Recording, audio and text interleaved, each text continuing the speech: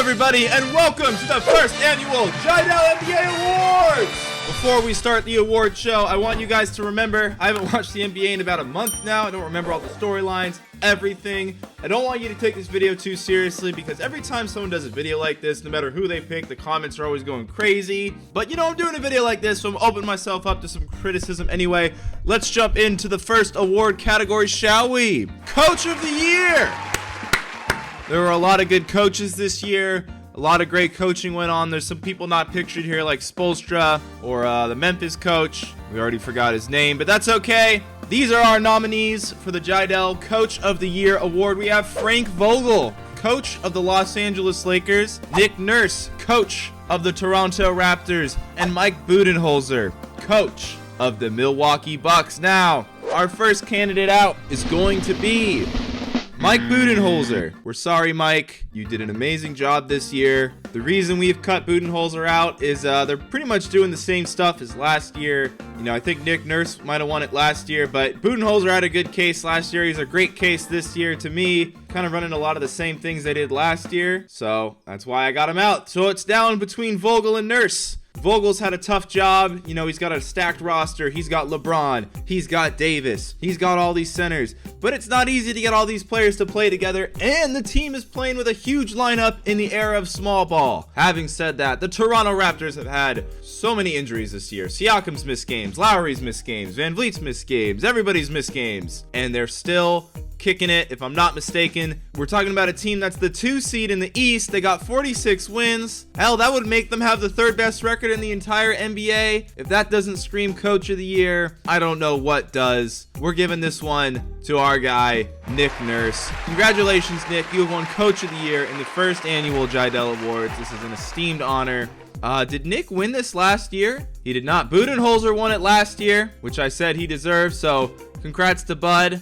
You were a top 3 nominee. Vogel, excellent job. You played Rondo a little too much to win the award. So we're giving it to Nick Nurse.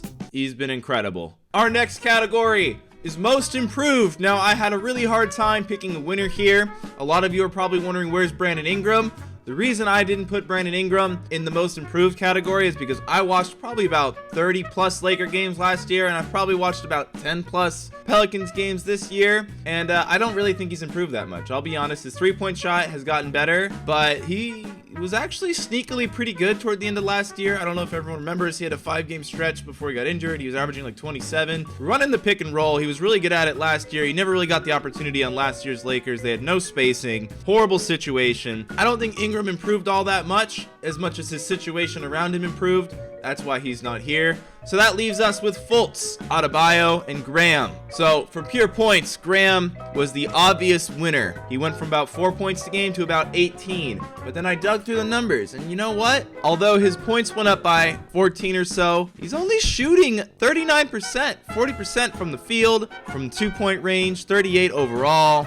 I wonder if Graham actually got better, or if he just got more opportunity with Kemba Walker not being there. It begs the question. So then we look at Bam. Bam has been incredible. Most of his numbers have been on the defense, but Bam is another player. I wonder, did he get that much better, or did Whiteside just leave and giving him more opportunity? His minutes per game went up by 11. He almost doubled his points per game in only 11 minutes. I've watched a lot of Heat games, and Bam has been an absolute force for the Miami Heat. And that leaves us with Markelle Fultz. Now, Fultz has been a meme, and I don't think people are going to take me serious if I give Fultz the award. But I did the numbers. I watched a lot of Heat games this year. I watched a lot last year. Bam was pretty good last year. He is a lot better this year, but I think a lot of that has to do with opportunity. Every Heat fan, you could ask any Heat fan, we all knew he was better than Whiteside last year. They could not play Whiteside with how much they were paying him. It was a weird situation. Fultz, I was digging through the numbers. His points per game did not jump that much, but really ticked up. His shooting percentages went up. His free throw, he was at 47% as a rookie.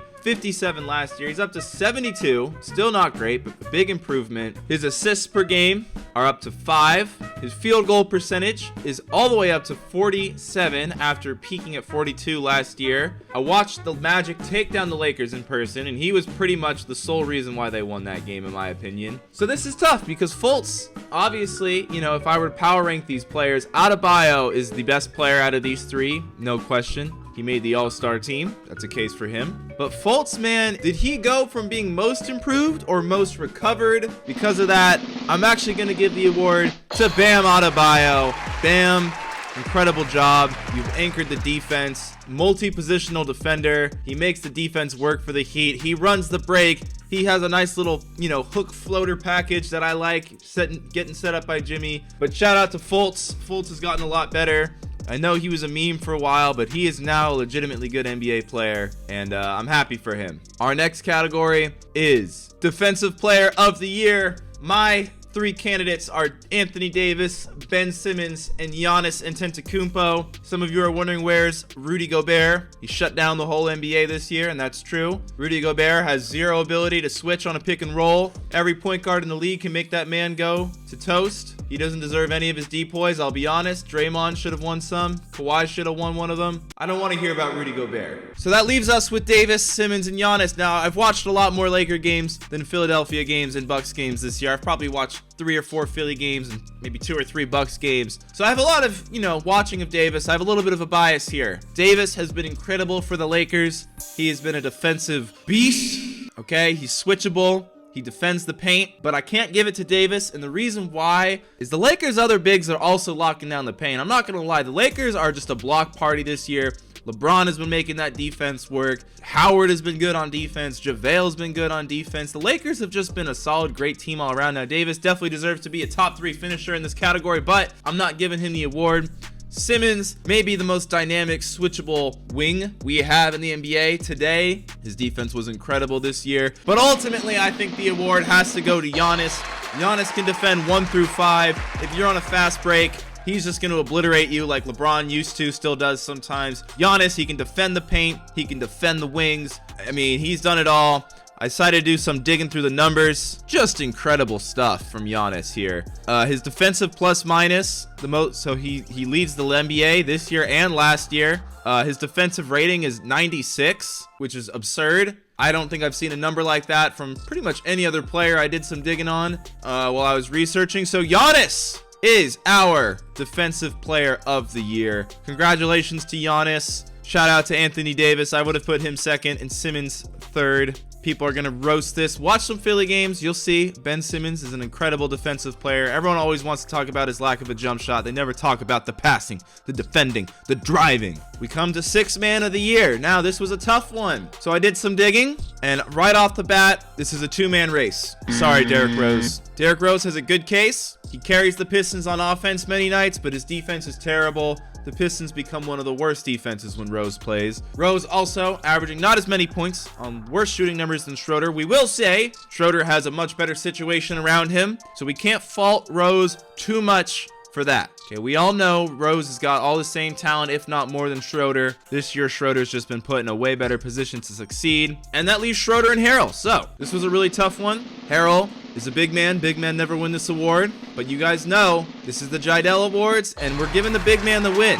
Harrell is the best pick and roll threat on the Clippers. The man is an incredible asset to them. He rebounds. He's a hustler. He's the energy guy. There's a lot of the times the 6th Man of the Year award goes to the best scoring guard off the bench. To me, I got to give it to Harrell. First off, Harrell's right up there with Schroeder and Rose in points per game. It was really close. Harrell is actually averaging 18.6. My man is bringing in 7 rebounds a game. He's blocking a shot. He's not really turning the ball over. He's not even fouling that much. You'd think Harrell would foul a lot. He doesn't foul a lot. The Clippers defense, pretty good when he's out there. Their offense, pretty good. This dude may only be 6'7", but god dang, does he play like a 7-footer. We're giving it to Montrezl Harrell. Shout out to Schroeder and Rose though, but Harrell, I think he deserves it the most. When the Clippers played the Lakers, they tasked this man to guard Anthony Davis at the end of the game, and he did a good enough job to make them go 2-1 against the Lakers in the regular season, which is pretty impressive, honestly, given their lack of size overall.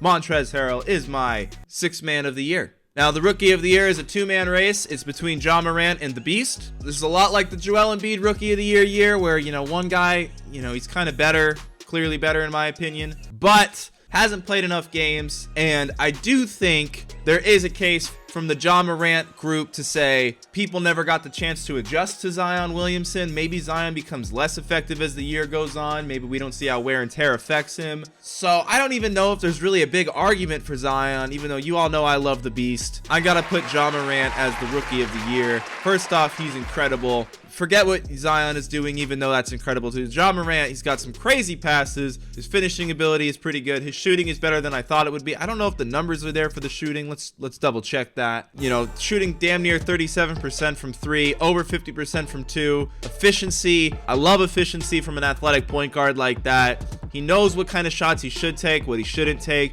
He's a leader. A young point guard, usually point guard is the position that takes the longest to develop into a winning player, even if you're talented off the get-go, a la John Wall or Kyrie. It takes a while to become a winner, even if you got the talent. Excited to see what the Grizzlies do in the future. Ja Morant is my rookie of the year. Now, before we get to the MVP between the two greatest small forwards in our league today, unless you count Durant and Kawhi. Durant, you know, Kawhi could be up here for best player, but he's not an MVP candidate. But we're going to fun thing of the year. I just wanted to give a shout out to all of these things. AllStar Weekend this year was freaking incredible. The 3-point contest literally came down to the last shot. The dunk contest was freaking amazing. The dunks were awesome. Who cares about the controversy? We got great dunks. That's all that matters. AllStar Weekend was a huge W this year, except for the fact that I wasn't invited. That was kind of an L, but hopefully next year, you know, I'm there. Then we got Zion. Zion was by far, in my opinion, the most fun player to watch this year.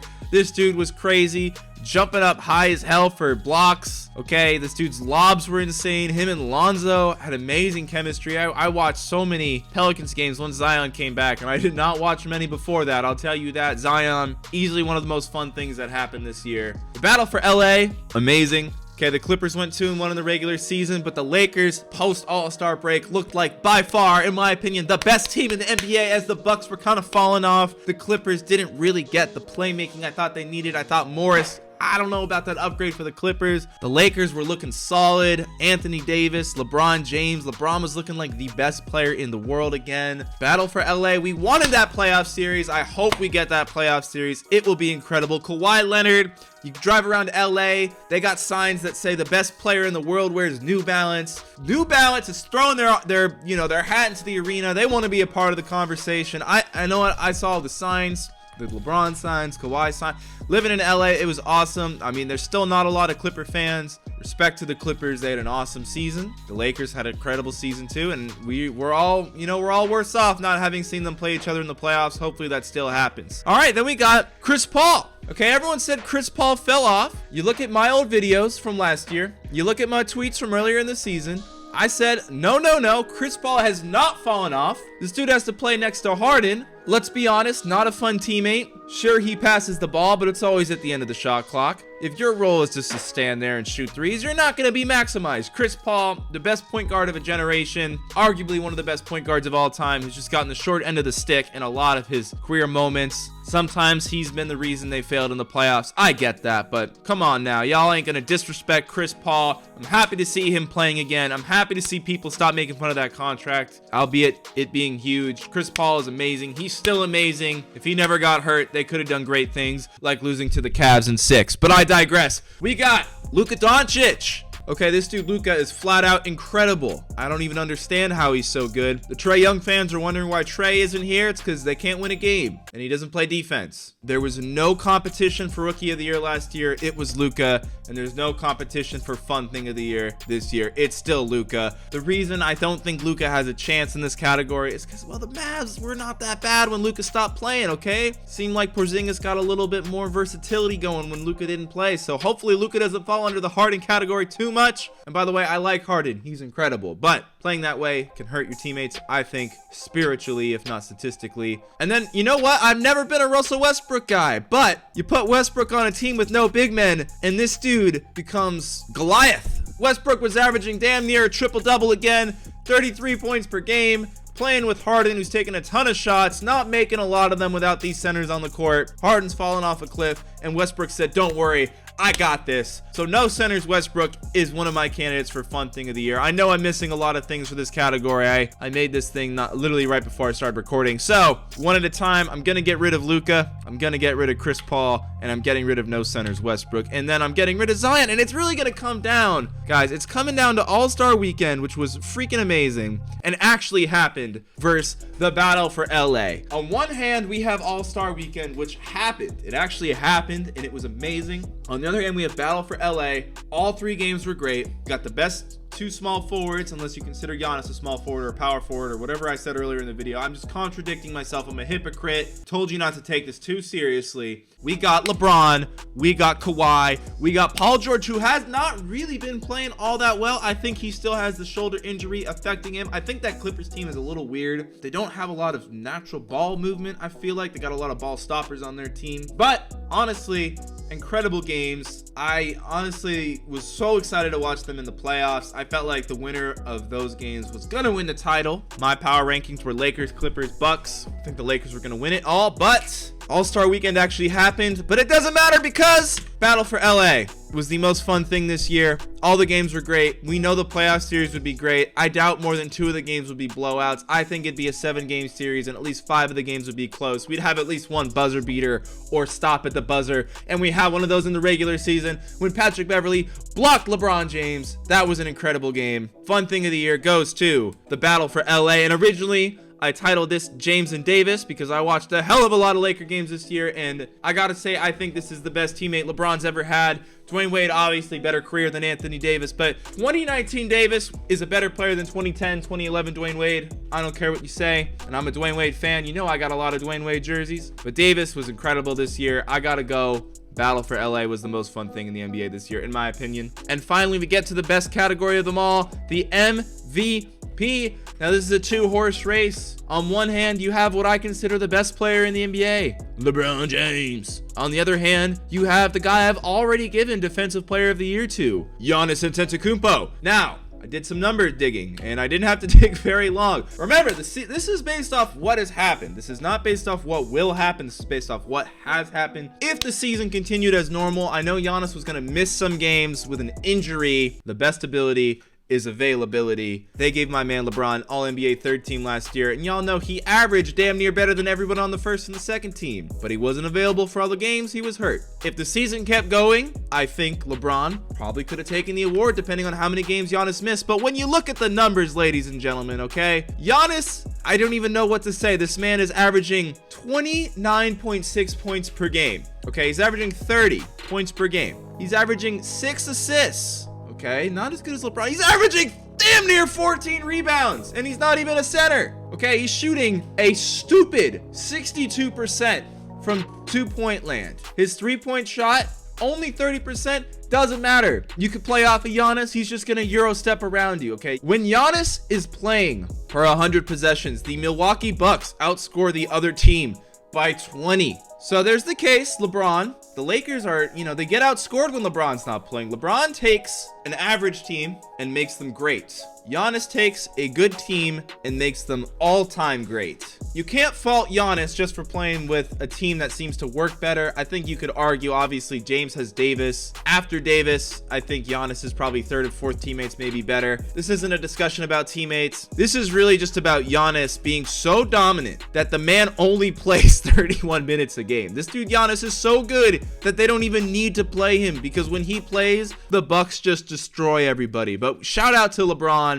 Okay, this is an MVP caliber season. If Giannis wasn't doing Giannis things, LeBron would be MVP, but he is doing Giannis things. He's doing a lot of Giannis things. Giannis not only wins my MVP award, he not only made it to the All-Jidel 1st team, he not only is an honorary member of Big Shirt Gang, Giannis is the MVP and the Defensive Player of the Year. And I think when the playoffs come around, he was going to lead the Bucks to the NBA Finals, where he would put up a good fight but ultimately lose to one of the LA teams. That's my prediction. Giannis MVP. If people criticize Giannis for not winning the finals this year, if it were to actually happen, they're dumb. There's a lot of great teams. Giannis is amazing. Giannis will win a title one day. Giannis is my MVP. Those were my awards. I hope you guys enjoyed them. I didn't put in a ton of research into this. I kind of went more off my emotions, what I thought would be fun, what I thought would be right. Which ones do you think I got right? which ones you think I got wrong. Before I guess, I'm gonna guess you guys, the most controversial picks will be my most improved, my coach of the year, and my sixth man. I feel confident y'all will probably agree with my MVP, rookie of the year. Depoy, there might be some disagreement, but I think Giannis really earned it too. Hope y'all enjoyed this. If you want me to do this types of videos in the future,